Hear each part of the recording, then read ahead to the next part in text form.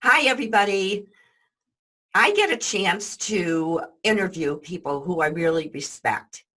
And I met our guest speaker today at the National Speakers Association of Michigan.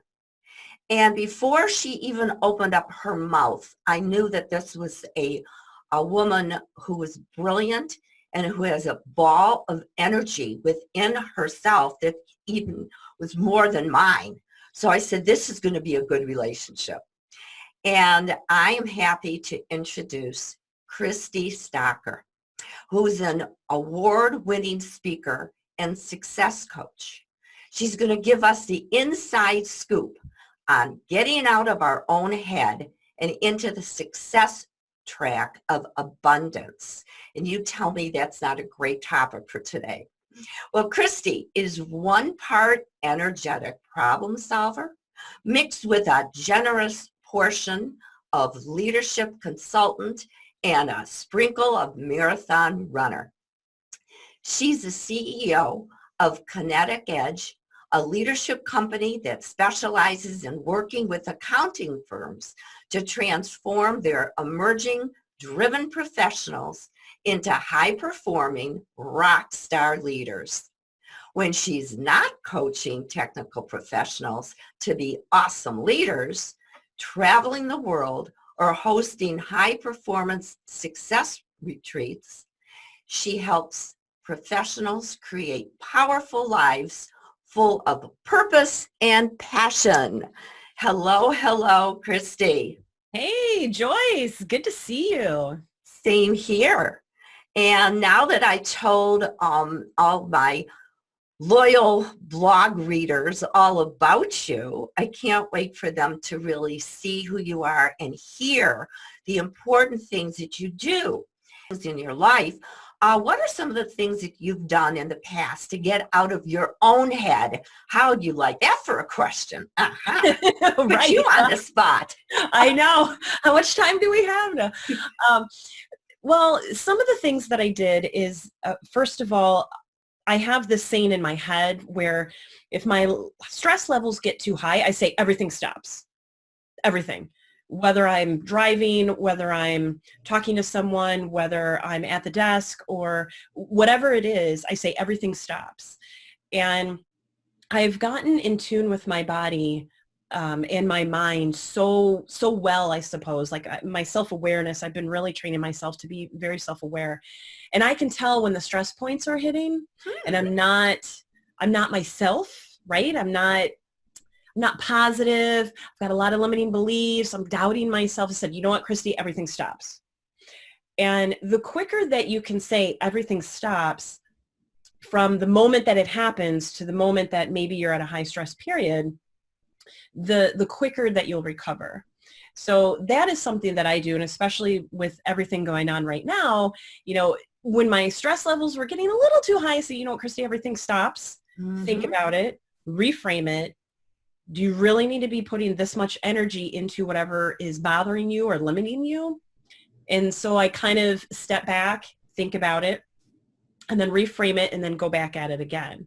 So it sounds easy, but sometimes it's not. But if you can literally say, look, Joyce, everything stops, then stop, reframe, and think about, should I really be putting as much energy into this as I should be? And this is the exact advice I give my coaching clients. Another thing that I'll do is if I have some limiting beliefs, I will do what I call pattern interrupt. And so sometimes people will be on this downward spiral of, oh, I can't do this, I'm not worthy. And, right, insert limiting belief here, negative thoughts, like you're just in your head, you can't get out of your head. Do a pattern interrupt. And again, this is something that I tell my clients. It can be anything you want. It could be call your family, call your friends, go for a walk, play with the dog, put some music on, watch TV, not for too long, but watch TV. Whatever it is, make sure that it's not related to what's going on. So if you have stress at work, make sure you're not doing more work. Make sure it's something 100% opposite. Read a book. If you're spiritually, read the Bible, whatever you want.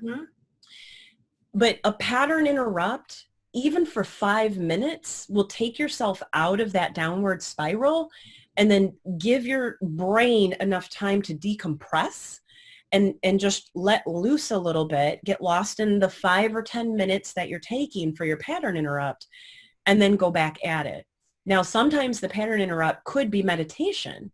So if you're in a downward spiral and you're just in your head and you're like, oh, the stress, I can't get out of here, maybe meditation, and start, just close your eyes, sit in a quiet place. You don't have to sit funny or go, or anything like that.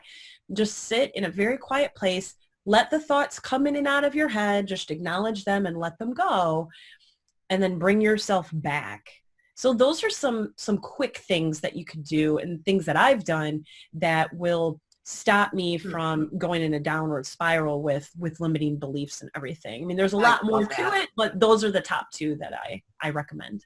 And then to piggyback on what you said, you just reminded me, what I do is I go on my bike, because when I'm coaching or presenting workshops, sometimes the stress is there, meaning, oh my God, am I going to have everything on time? You can just fill in whatever limiting belief we have. I get on that bike and it's like I went to a shrink for 4 hours, right? I come back and said, oh, no problem. And then one other thing too, I loved your pattern interrupt, that I had a coaching client who was going to go on a huge interview, and she was nervous. She was driving everybody in her family crazy. So this is a Tony Robbins idea, because I learned from him years ago, and I actually walked on hot coals with him. And I had my client stand in the middle of the room and go in a circle, and just go in a circle. And she said, well, what's this? Nothing's happening. I said, that's right. Now go the opposite way. Don't think about anything. Just go the opposite way. And she said, oh my God, my anxiety's gone.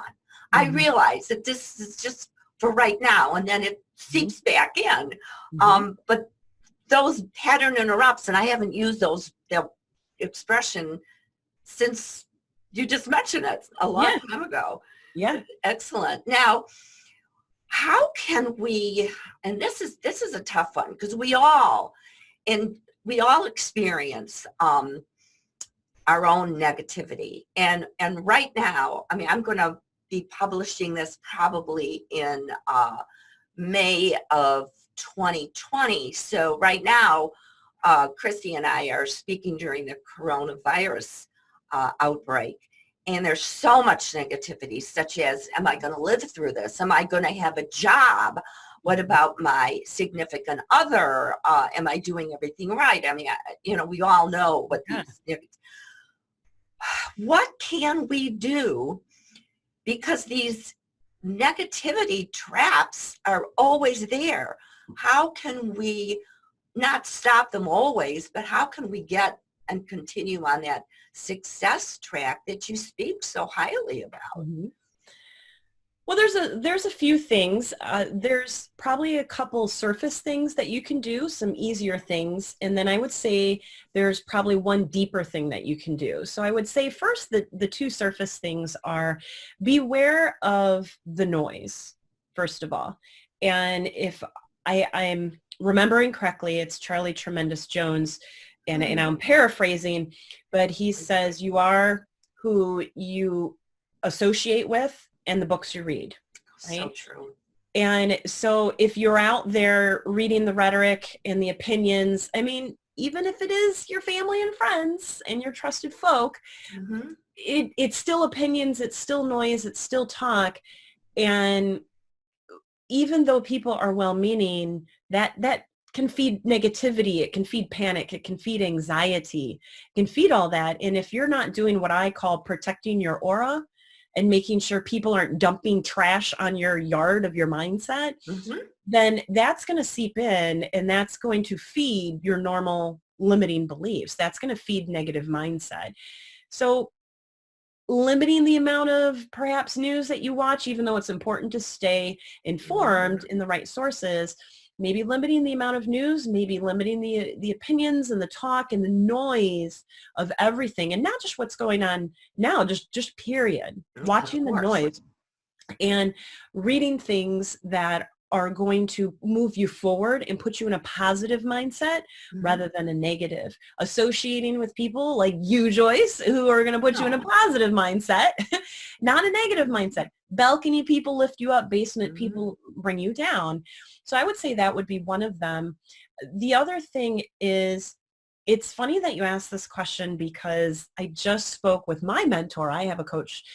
I spoke with my mentor and I said, is it, and this is very personal, is it weird that I'm not super stressed out with high anxiety right now? Because everybody else is. Honestly, a majority of the world is. Of course. And I said, I know this sounds weird, but should I be worried? I mean, does that mean that I don't care? Does that mean I'm like Pollyanna? What's that mean? She goes, no, it means that you're very good at being self-aware. You're managing your stress levels and you're looking to the future, and you're not you're not letting your focus be swayed by what's going on. And I said, wow.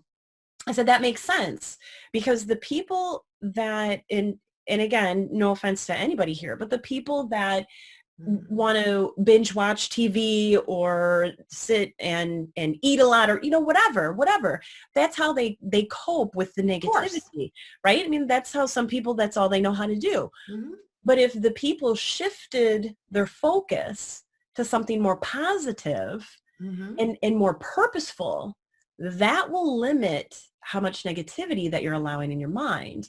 And not only that, and that's the deeper reason, but the more surface reason, before I go on the deeper reason, is gratitude.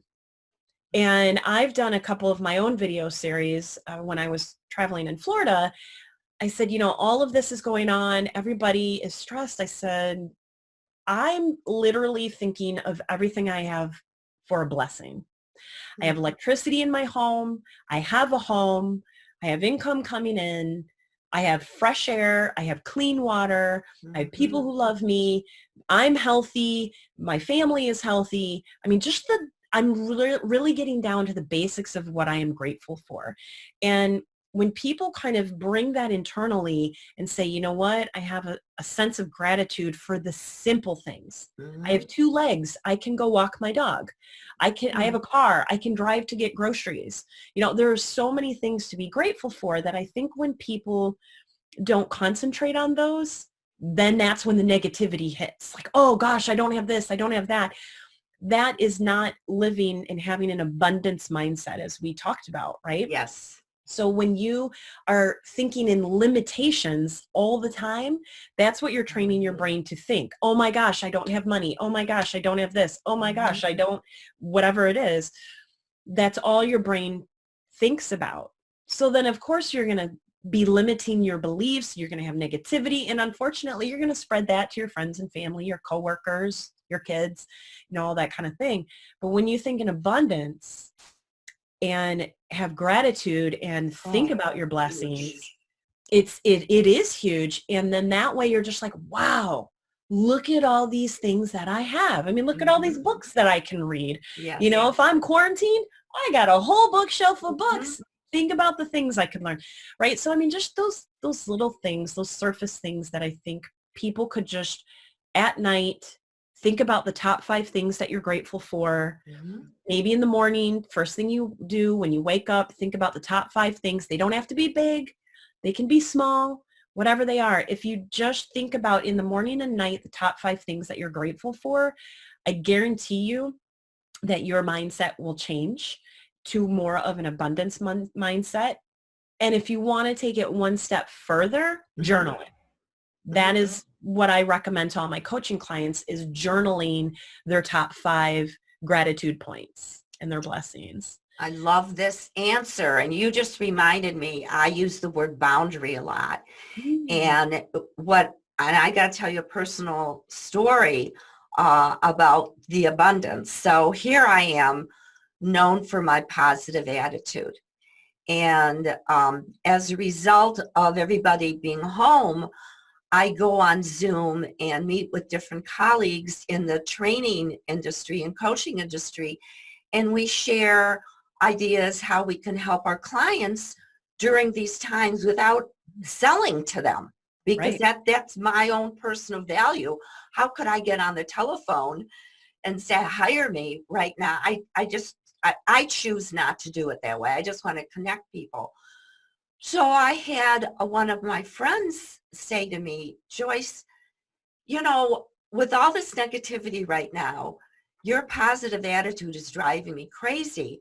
Now, Mhm. Kristie and all my lovely viewers right now, let me tell you, that really took me back Mhm. because I was not bragging. I wasn't talking about myself. All I was doing is saying I was on a conversation and I got so much from it.